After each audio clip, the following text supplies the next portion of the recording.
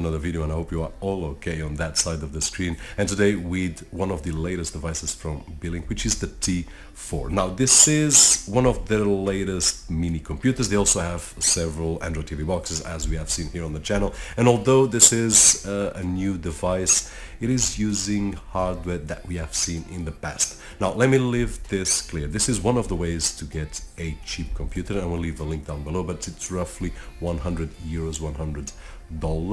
But there are pros and cons. One of the pros being a lower price, which sometimes is what we are looking for, an affordable machine that will let do our work. Now, starting with a very quick unboxing experience. Once we will open the packet, we will find the Beelink T4 inside the box, some paperwork, and then two HDMI cables, one very short HDMI cable which can be very useful to put at the back of a display, also a support to put this computer on the back of the display, and of course a power adapter. Regarding connectivity, there is something that some of you guys will not enjoy.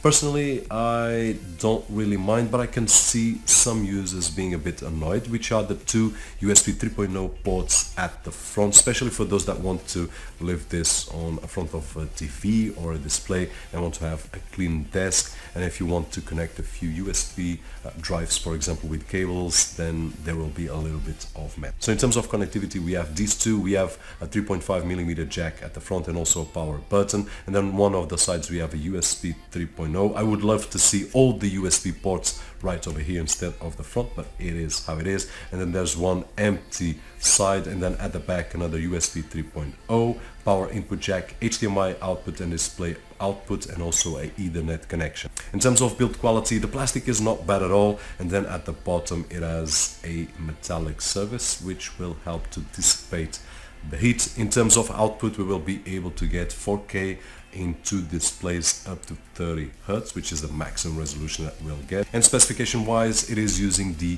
CPU Intel Z8500, which is a CPU that we have used in the past. Something like 2 years ago, 3 years ago was the first time that we have used one of these CPUs. Now this is a refreshed machine. It has 4 GB of RAM DDR3 and 64 GB of flash storage. Back then we had 2 GB of RAM and 32 GB of flash storage. So this is a machine that it's not the latest and greatest in the market in terms of the CPU, because it's using the Cherry Trail generation, but it is updated with RAM and storage, which will give us a little bit more of freedom while keeping the price down. Now in terms of numbers, so that you can compare with other devices, and I will leave a playlist down below with more mini computers that we have seen here on the channel. But as you can see, in Geekbench 5 we will get a score roughly 220 on single core score and 657 on multi-core score. If we compare with the latest machines that we have seen here on the channel, as you can see, the numbers are superior, and we can do a lot more in terms of multitasking and in terms of applications that will take advantage, especially on the multi-thread and on the more powerful CPU and graphics. Have in mind that if you compare with other machines that we have seen in the past, we were testing with Geekbench 4, so you will see different numbers, and just do your homework if you are comparing machines to machines. So just use Geekbench 5 at this moment to compare this CPU with other CPUs that are on the market on the machines that you are looking for, so that you can see the difference between. In terms of network, it behaved really well. Wi-Fi was great. It was getting roughly 250 270 megabits per second on download and 200 on upload, and then on the Ethernet connection was getting the maximum of my gigabit connection, as you guys can see right over there. And in terms of the flash storage, it's not the fastest that we have seen, but it's not the slowest either. We were getting roughly 70 megabytes per second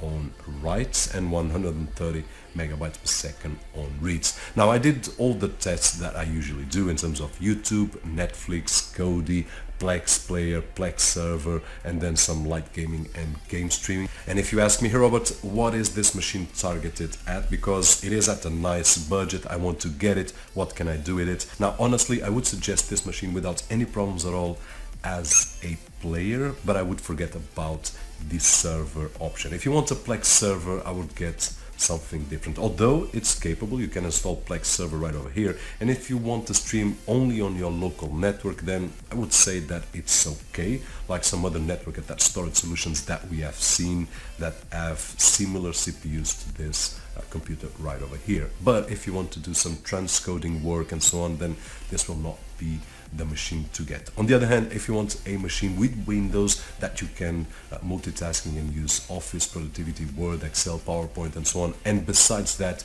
you also want to enjoy some multimedia through Netflix, then it will do a great job. No worries at all. I was able to play 1080 without issues at all. Plex Player gave me a good experience as well. It's not the fastest machine that we see, but it works quite well. And then in terms of Kodi, if you want to use Kodi as a player, then it works well as well, and you can just fetch, as I did, the content that I've got on my network, and then you can play movies 1080, Blu-ray, no issues at all. In terms of gaming, I would say that this is the limit that we can get these days, even to play mobile games that we have available on the Windows Store. For example, games like Asphalt 9 and things like that. This will be the limit. I would say that it's the experience is not 100%, but it's still playable, and don't expect more than this, because this kind of computer, it's not capable. We have seen some other computers that can play fine these games and can go a little bit above that, play some desktop games, and the last ones that we have seen, we have played with Rocket League as well, but they are more expensive and they have more recent CPUs, more powerful machines than this one. So don't expect more than this on the T4. One more thing that I would like to mention right over here, for those of you that are looking for a game streaming machine, it will be capable. I'm not sure if I did recall any images, but I did stream from my computer to this computer, game stream, and it was just a great experience because it has a great gigabit Ethernet port. In terms of game streaming, we have achieved here on the channel with so many machines that it's not an exclusive feature right over here, but I just wanted to share that it's another positive thing. And guys, that's about it. Hopefully this video will help you to decide if this is the machine that you want at this moment for the kind of thing that you are looking for or not. And regardless of your decision, hopefully this video was helpful to decide which one to get, and if it was, don't forget that usual thumbs up. My name is George, and as always, I'll see you guys on the next one.